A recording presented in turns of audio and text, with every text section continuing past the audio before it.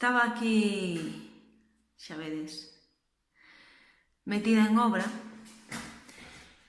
e, concho, estaba reflexionando sobre cousas que están pasando que me levaron como sempre, a dudas grandísimas. Entón decidín facer este vídeo para a xente que está no Congreso dos Diputados, para o señor presidente, para toda a súa corporación, para o resto de partidos políticos, porque recientemente pasou algo que me parece moi importante, ademais de moi acertado, que se subiu o soldo mínimo a 900 euros. Celebro, por suposto. Pero a mí quedoume unha dúbida. E decidín, en vez de preguntarme eu as cousas, como fago habitualmente, coller e preguntallas directamente a quen fai isto. Subiron o soldo mínimo a 900 euros porque consideran que unha persona con menos de 900 euros pois ten unha vida sumamente complicada, cousa co que estou totalmente de acordo. Agora, eu, que son traballadora autónoma, pregúntolle a vostedes, señores e señoras do goberno, a mí que me garantiza os 900 euros ao mes? Porque a mí pareceme moi ben que as empresas, sexan pequenas, medianas ou grandes, que teñen beneficios, suban o soldo aos seus traballadores. E eu, que teño xente ao meu cargo, tamén me parece ben subirlle o soldo. Pero alguén se parou a pensar de onde sale ese soldo, non só o soldo, porque subes o soldo, subes a cotización. E non só se tes o mínimo, que dicir, en a que teñas o máximo ou subir o mínimo, todo ten que ir subindo, en escala. De onde sae? Porque a xente que traballa comigo saben de onde sae. Sae exactamente do meu soldo, que xa era menos do que cobran eles. E agora é moito menos aínda. Porque eu eles pago o soldo e pago a Seguridade Social, pero resulta que a miña, ademais, teño que pagala eu.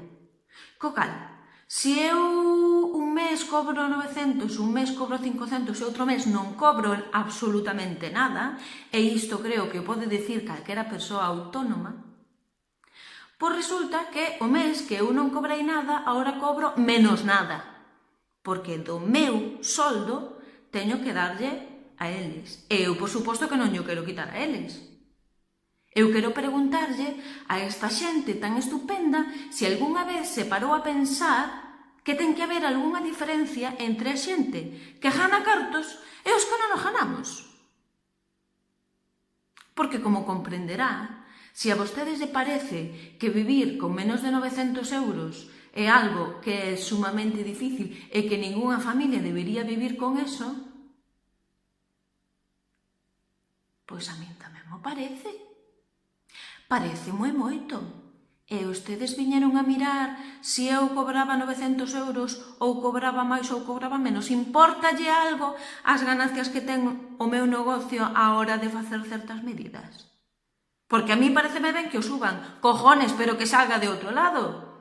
Teránme que facer unha rebaixa en algún sitio.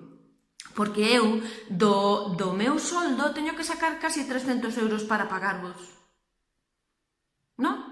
Eu teño que pagar os impostos tamén. Teño que pagar o recibo de autónomos, que son 200 e moitos euros, casi 300. E ainda encima, se eu chego á conclusión de que digo isto para min é inviable, teño que mandalo ao garete, resulta que dos meus aforros teño que pagarlle a liquidación aos meus empregados que se van a ir ao paro e eu vou a que? A ver, díganme a qué. Porque se me quedo sin negocio e me quedo sin aforros, a donde narices vou? Porque paro non o teño. Entón, lánzolles esta pregunta directamente. Que narices temos que facer os traballadores autónomos que non temos grandes empresas? E pregunto yo a vostedes directamente, porque quero que mo digan.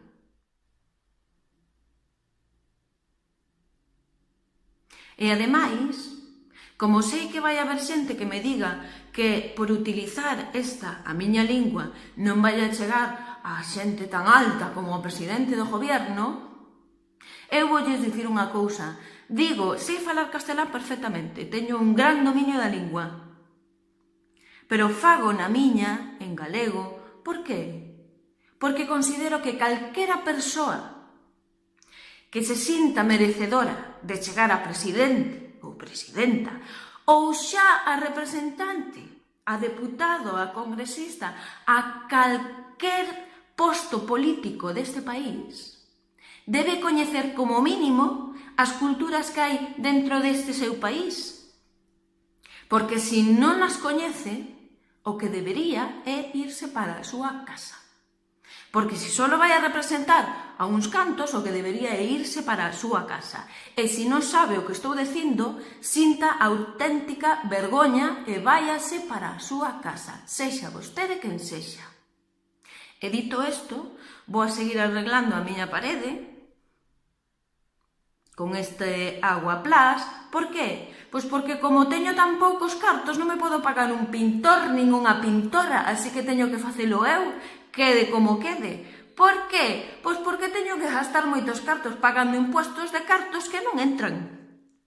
E se quere que yo explique mellor, non pasa nada. Mire, señor Pedro Sánchez, cando queira quedamos, lévolle as miñas contas, lévolle todo o que teño do meu negocio e vostede explícame a ver como narices pretende que sigamos salindo a flote os autónomos con esta situación que nos poñen tan boa. Vale? Pois ala, saudiños, que educadiñas toda agora creo que son.